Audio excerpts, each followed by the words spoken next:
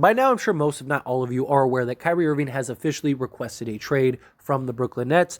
It was cited that Kyrie wants a 4-year max with no stipulations, and the Brooklyn Nets didn't want to give that to him. So now he's officially requested a trade, or he's going to leave in free agency. Now, the Brooklyn Nets have to trade Kyrie unless they're willing to give him the full max.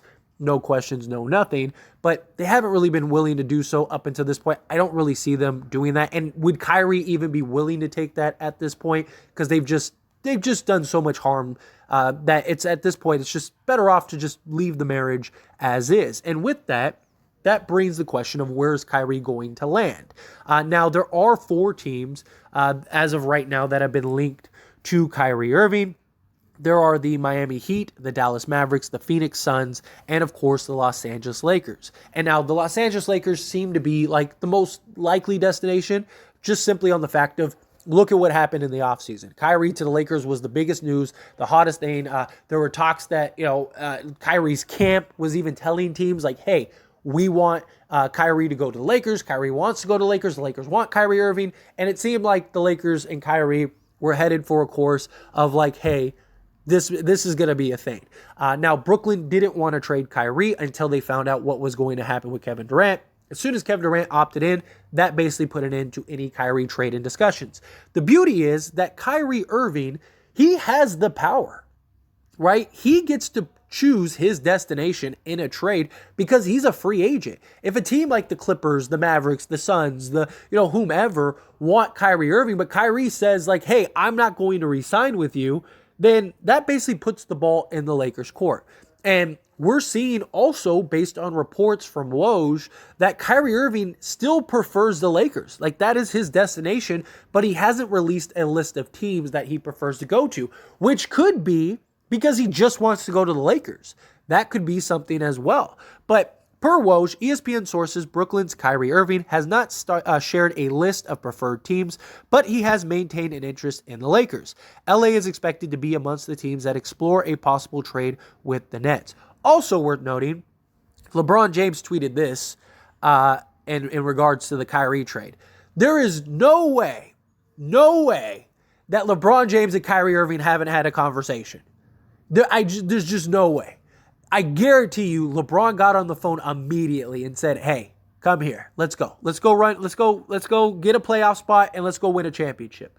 Even if we don't get it done this year, next year, we'll have a full training camp, a full offseason, a full preseason, and we'll be ready to go. You still got me at least 2 more years. So let's do this. Let's go get some more hardware. I guarantee there's no way that Kyrie Irving and LeBron James haven't had a conversation. Kyrie holds the ball in his court. He hasn't released a destination list. He might not. If he only wants to go to the Lakers, that's it, right? And that would be huge for the Lakers because then now the Lakers have all the leverage in the world to, work out a trade. Now you don't have to give up both first. Now you don't have to give up like a Max Christie or something like that. I do think the Lakers would give up something. But if you could keep a first, like let's say you do like Russell Westbrook, Max Christie, and a first for Kyrie Irving. Now, first, I want to say I hope that they don't trade Max Christie. I want them to keep Max Christie, but you do have to give something. And if we're being honest, it's the Lakers. It's Rob Pelinka. He'll give up whatever he has to get Kyrie Irving. It's just how it's going to go.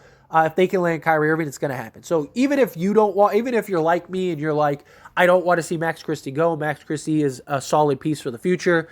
If we're being honest with ourselves, the Lakers will trade him if it gets Kyrie Irving. So if you could do something like a unprotected first, Kyrie Irving and Russell Westbrook for, say, like Joe Harris and, Kyrie Irving to kind of incentivize. Maybe you have to throw in another piece. Maybe you could unload like Damian Jones' contract or something. But like if you could do something like that to where you land Kyrie, then now the Lakers would still have Patrick Beverley, Lonnie Walker, and another first-round pick plus all their seconds to go do another move, right? Maybe now you could still go get Gary Trent because you don't need Fred VanVleet anymore. So could you just go get Gary Trent? Imagine if the Lakers had Kyrie, Gary Trent, Rui Hachimura, LeBron James, and Anthony Davis. Good luck. Good luck beating that team. And then you still have Dennis Schroeder, Austin Reeves, Troy Brown Jr., Wenyen Gabriel, Thomas Bryant, like, it's ridiculous at that point. But it's a lot of it is going to boil down to Kyrie Irving. Does Kyrie put the pressure on Brooklyn? Does Kyrie demand a trade to the Lakers? And does he tell other teams, hey, if you trade for me, I'm not going to resign? Like, does he want to go to Dallas? Does he want to go to the Clippers? Does he want to go to these teams? Because they're not going to trade for him if they believe that he's going to leave. And so Kyrie can really kind of manipulate and control this situation and force his way to the Lakers, which is why I really just think he's going to be a Laker. I've said it all season. Many of you found me on the Kyrie Lakers stuff. Like, that's when I started. I have my main channel, my mother channel, which is As It Stands. And that's where I started. And I was talking and giving updates in regards to Kyrie Irving and Kevin Durant and all that trade situations. And that's where I started to have, the growth in my channel. And then I was like, oh, I want to do a Laker channel. So I went and created this Laker channel and talked about some of the Kyrie stuff. And then this channel started growing, right? And now we're at the point we're at now. I've maintained Kyrie to the Lakers at some point this entire season because it just seemed inevitable. And I said time and time again, how long is it going to be before the Brooklyn Nets implode or Kyrie asks out or whatever? And now we're here. We're here. And now that still doesn't guarantee that Kyrie's going to the Lakers, but the likelihood is it's still very high to be there. And credit to Rob for remaining patient throughout this process. He could have been done a trade, but he wanted to wait and see what developed, what's going to happen, because you never know what's going to be here. And we had all the talks about a star and this, like a star is going to become available. The Lakers are waiting for a star. What star is going to opt out? What star is going to demand a trade? And look, now we got Kyrie Irving demanding a trade. And now I would be shocked if LeBron James hasn't hit up Kyrie and been like, hey, let's go. Let's run this back. You, me, AD. We're off to the races. Let's do this thing.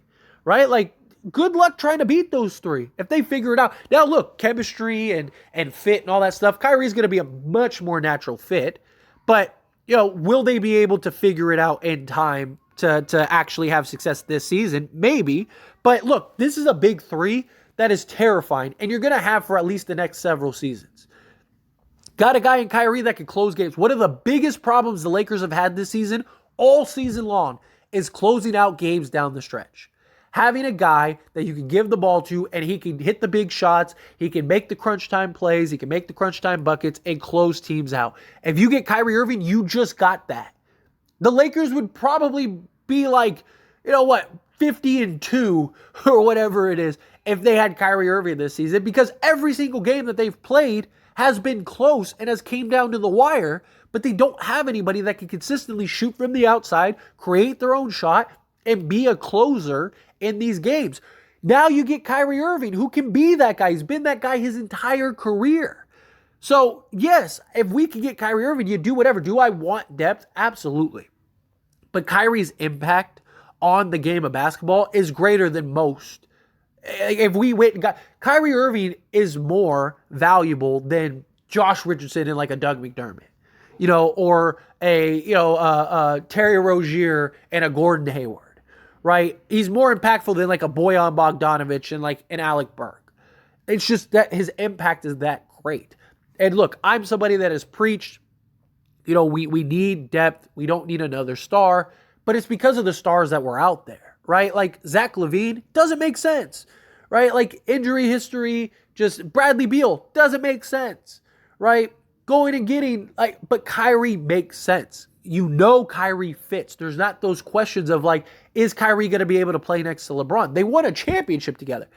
I mean, think of how good LeBron, Kyrie, and Kevin Love were. Imagine LeBron, Kyrie, and Anthony Davis.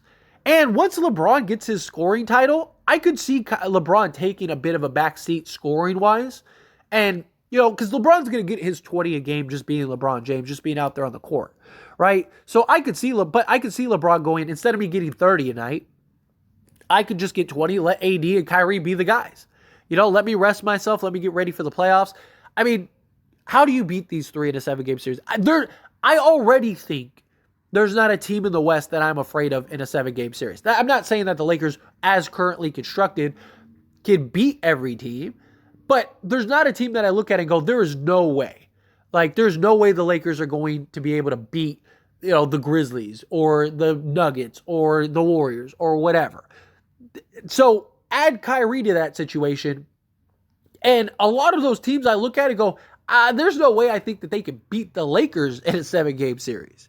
I just think Kyrie's impact and the fit is just too perfect to pass up. You'd still be able, you'd have his bird rights, so you go over the cap to keep him. You'd still be able to keep Rui Hachimura. You probably could still keep Austin Reeves because you're just going to sign him to non-burn anyway. You could probably still keep the pieces that you wanted to keep. You're still going to have the mid-level exception. You're still going to have, the biannual exception.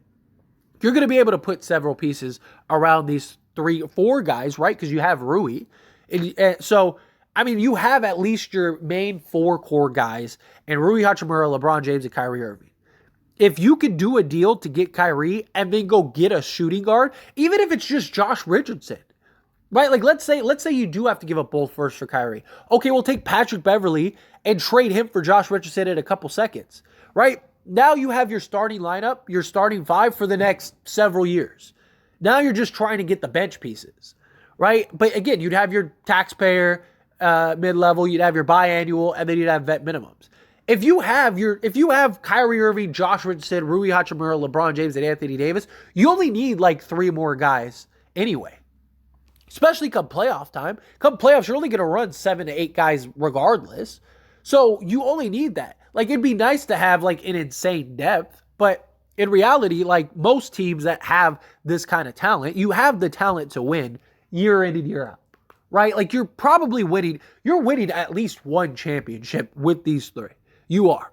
Well, if it's not this year, it's probably next year because you're going to have a full training camp, full offseason. Even if it's a little clunky, which I don't think it's going to be that bad. But let's say it is a little clunky, right? Okay, let's say, you get into the playoffs, little rough, you lose a tough 7. Okay, that happens, right? But now you have a full offseason, full training camp, full preseason to get it worked out between these 3. And then good luck. Good luck trying to beat these guys. And you have Anthony Davis and Kyrie even beyond LeBron James.